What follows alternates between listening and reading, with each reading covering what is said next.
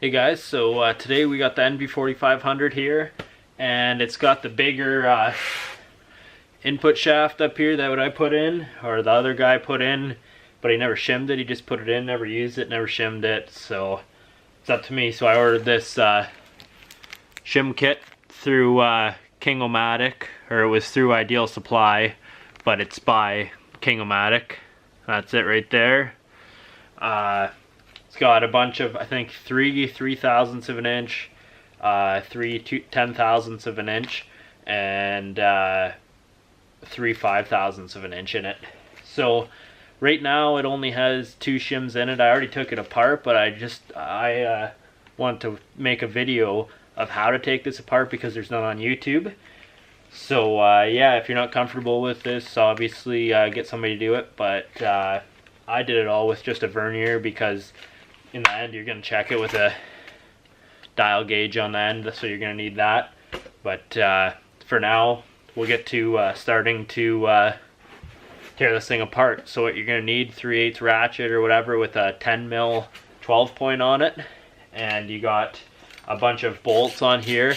I already got them loosened. I have all the oil out of this transmission, and because I drained it, got my buddy to check it all out and let me know if it needed a rebuild or not. So he checked it all out and gave me the go-ahead that it was good to go. So I sealed up the top cover. The PTO covers the front input shaft, but I realized it didn't have as much play. So the factory manual says 2 to 6 thousandths of an inch for the input for end play, and South Bend says 5 to 10 thousandths. So I've seen some guys that are installing them 5 to 10, some 2 to 6. I think I'm going to go right in the middle and try for 5 thousandths because that's just where I feel comfortable with. I mean, I'd rather see it like 2 to 6, but for some reason South Bend's saying 5 to 10, so they must have reason for that. So I mean, the overlap is 5 or 6 thousandths, so I'm going to try for right around in that area, 4, 5, 6, 7, something around in that area. And yeah, anyways, take off these bolts. If you're gonna, I only had 4 in. You can usually just hit it. That'll come right off.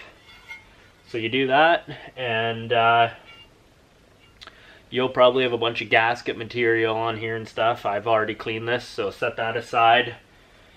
And then first thing you're gonna do is, if you don't have a 5th gear nut tool, we'll zoom in here for you.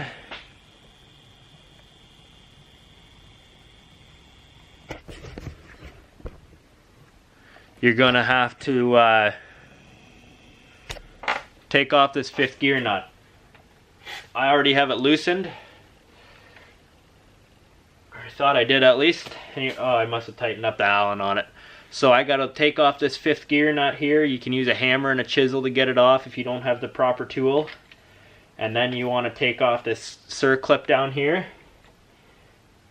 Pop that off. So we'll do that now.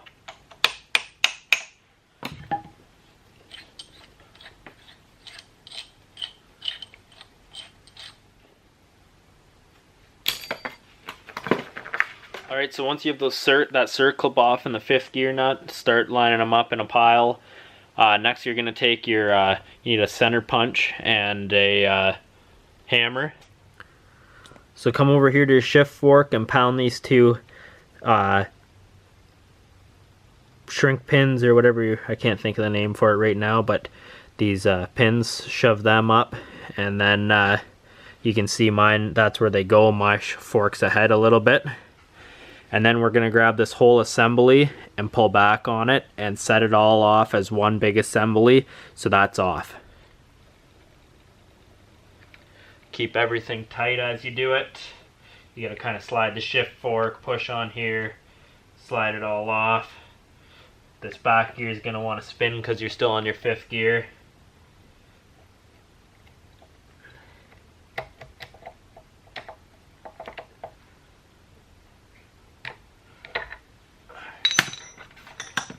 There you go.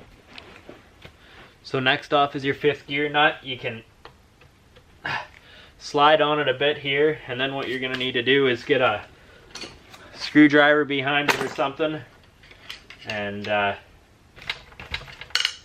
you can start prying on it. There we go. That started it.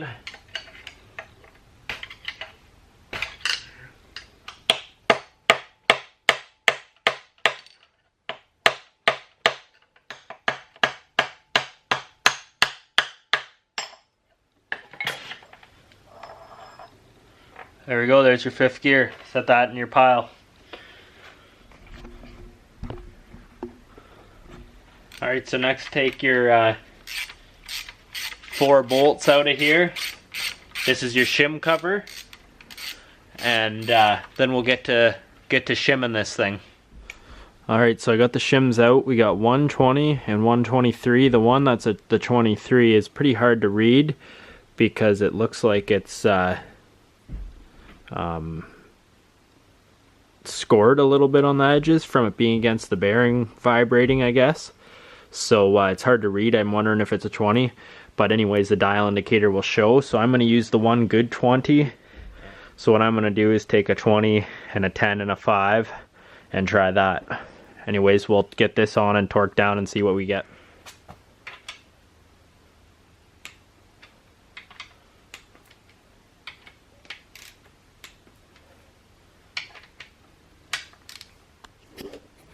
So to check for end play, I just simply slid this on in. I didn't bolt it up because we're going to bring this transmission straight up so I can pull up and down on it better.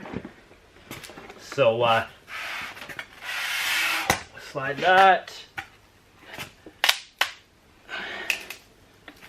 There we go. And then once you have that done, take your dial indicator. Make sure everything's clean. Get it on there, turn that magnet on.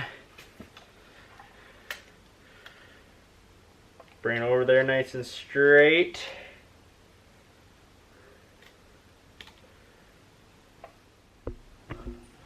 Alright, so finally for this one you can zero it or just look right there about one under or one above there. So like I said, the factory is 2 to 6 and South Bend wants 5 to 10. So I'm going to go with the 5 to 10. Or with the in between around 5 I'm hoping for. So we're one under there now. About 4 there. 5 or so. 1 under. So we're about dead on 5 there. Alright, so I'm just going to put a bit of blue thread locker on these. I don't know if you have to, but it can't really hurt. So I'm just going to pull these back out and put some thread locker on and then tighten them back down. The spec that I can find is 200 inch-pounds for these, so that's what I'm going to bring them back to.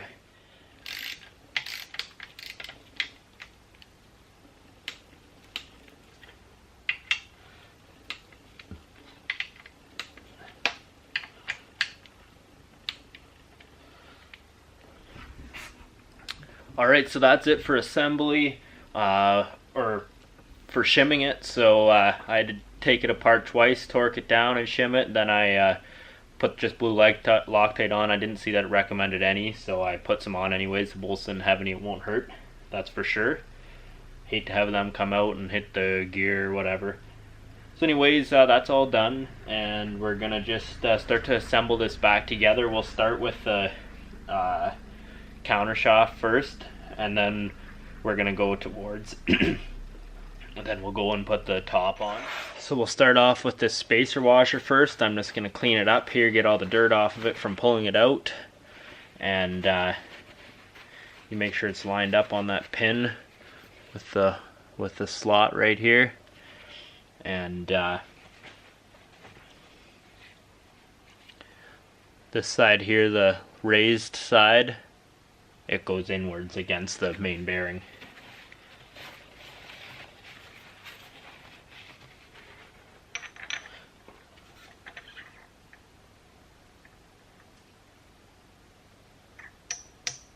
There we go. Slide it on there. Same time, keep pressure on everything so nothing comes apart. Start working it onto your 5th gear, or onto your fifth gear fork. Work everything on there so nothing comes apart.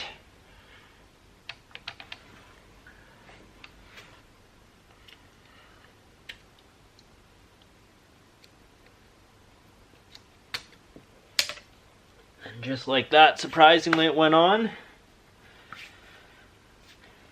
Now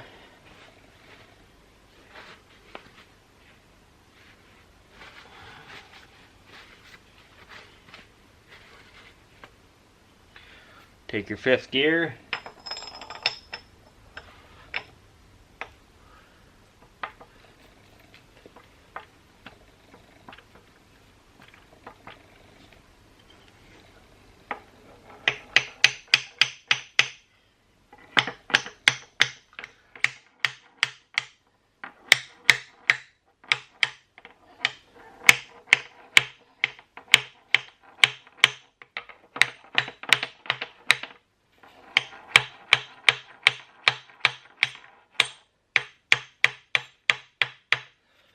just twist it as you hit it on.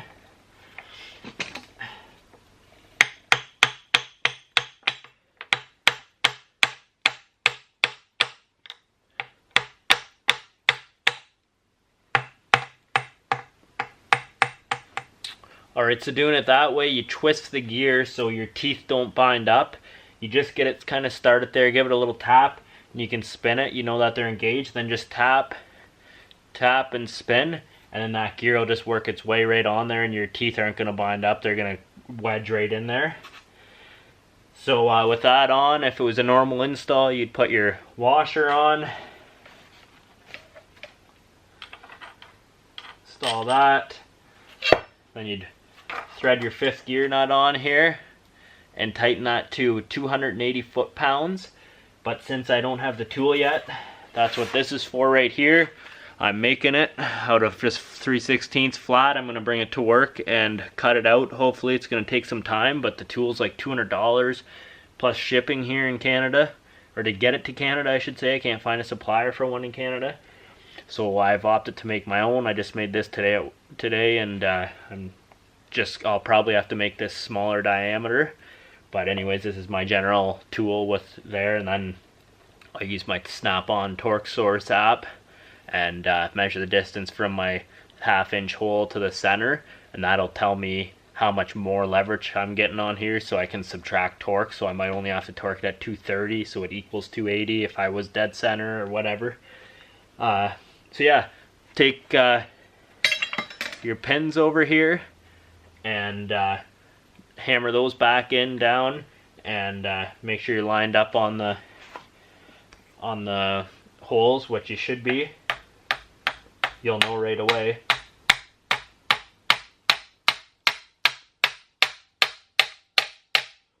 So right there I was.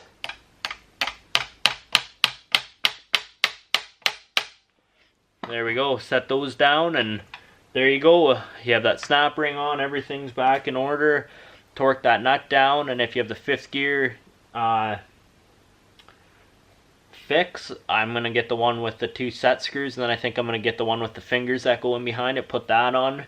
And I would recommend not putting this thing together without putting one of those on if I were you, but it's up to you. And yeah, we're good to go. Alright, so that's all for shimming this NV4500. I hope the video helped you, and yeah, I just thank Thoroughbred Diesel for their video on how to check the end play and the input shaft install. Check out their video if you don't know how to install it. It's a great video by those guys. Use them a lot online. So yeah, I just have my casing just sitting on here now. I'm not sealing it yet because I gotta make that tool, get my new 5th gear nut and stuff and put that on. I may make a video of me torquing that 5th gear nut and how to do it without your shaft spinning and without buying a tool, a 29 spline tool here to hold it on, or to hold your shaft in one place. There is other ways, so I'll show that in my other video that I'm gonna make. It doesn't take too much. So yeah, anyways, I hope that this helped you, and if you liked the video, please give me a rate and subscribe, and you will see some more NV4500 videos coming up. I'm going to be swapping this thing into the truck, so yeah, you'll see lots of that. And if you want any other Dodge Cummins videos on the second gens, I got lots of videos on them, lots of how-tos, so hopefully I can help you out with those.